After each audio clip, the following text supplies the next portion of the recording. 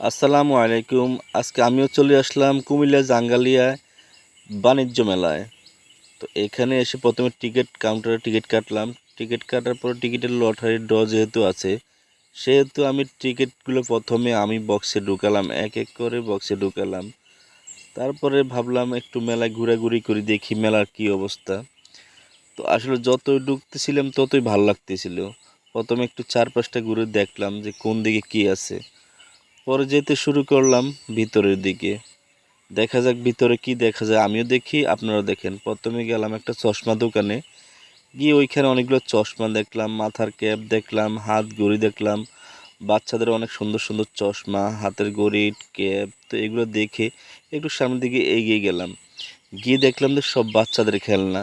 এখানে বাচ্চাদের পুতুল, বাচ্চাদের অনেক সুন্দর সুন্দর। তারপরে গেলাম একটা জুয়েলারি দোকানে, গিয়ে দেখলাম যে এখানে অনেক মেয়েদের হাতের চুড়ি, গলার চেন, তারপর হচ্ছে আপনার অনেকগুলো মেকআপ বক্স, অনেক আইটেম মেয়েদের। তারপরে এগিয়ে গেলাম একটা ককরেজ দোকানের সামনে, গিয়ে দেখলাম যে অনেকগুলো কাপ, অনেক কালারের। আপনি কফি মগ চান, চায়ের মগ চান, অনেকগুলো মগ, যা আপনি দেখলে অনেক পছন্দ হবে, আপনি নিতে বাধ্য হবেন।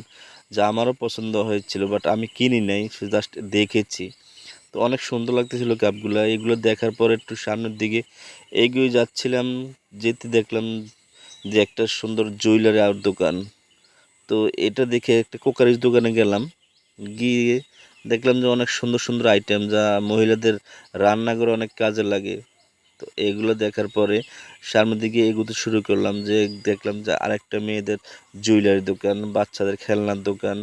তারপর হচ্ছে আপনাদের কাঠের অনেকগুলো জিনিস পাওয়া যায়, কাঠের কাঠের দোকানগুলা, কাঠের খেলনা, তারপর আপনার পানদানি কি বলে এইগুলা। তারপরে চলে গেলাম সামনের দিকে, যেতে যেতে দেখলাম যে মেয়েদের কাপড় দোকান, 3 পিস, 4 পিস, আপনার বাচ্চাদের পুতুল, অনেক বড় বড় পুতুল। আপনার বাচ্চারা যদি খেলতে চায় তাহলে নিয়ে আসতে পারেন, অনেক বড় বড় পুতুল পাবেন, অনেক সুন্দর সুন্দর পুতুল পাবেন, যা কালার আপনার পছন্দ হবে, বাট আপনার বাচ্চারও পছন্দ হবে।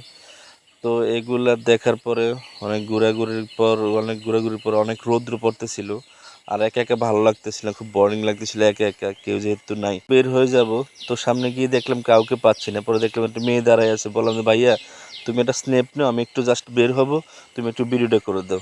পরে মেয়েটা রাজি হলো, আমিও স্ন্যাপটা করে নিলাম। ওকে, সবাই ভালো থাকবেন, আপনার সবাই মেলায় ঘুরতে আসুন, অনেক ভালো।